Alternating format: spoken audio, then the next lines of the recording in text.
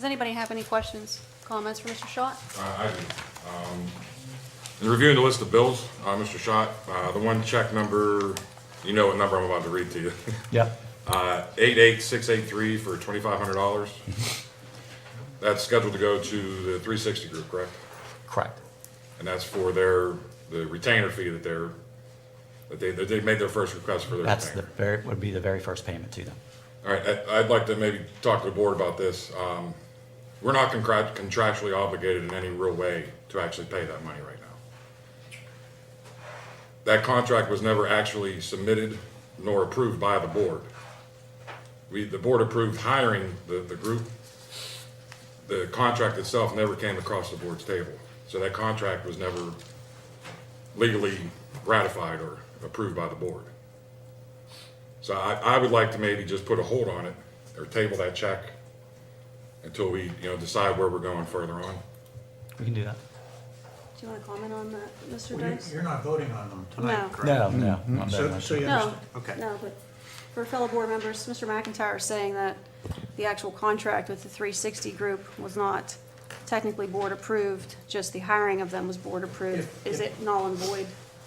If the contract was not approved by the board, then it's arguable that you have not, Section 508 says any expenditure over $500 requires board approval. I can't remember whether or not the contract was or wasn't approved, but the minutes reflect whatever they reflect.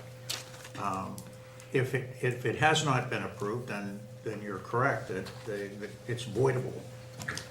If it has been approved, then you do have a contract of sorts with them.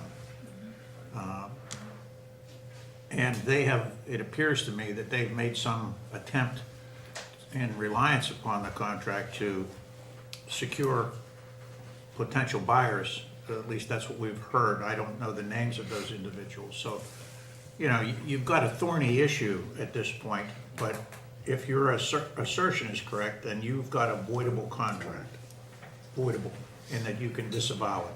I think, Bonnie, I think you were contacted to look, did you ever see anything in the minutes where that was actually submitted or There's approved? no exhibit in the minutes.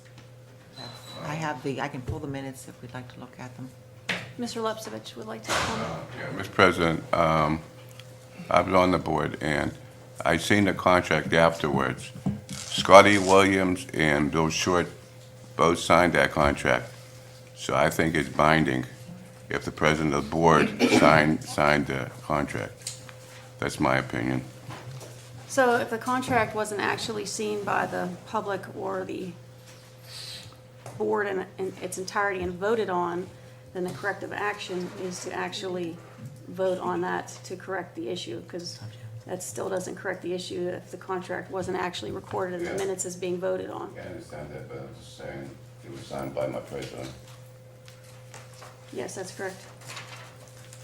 Anyone else want to comment on this, on the Building and Grounds Committee? Mr. O'Donnell? You have anything to say? Anything? Ms. Warning, anything? Anybody? Okay.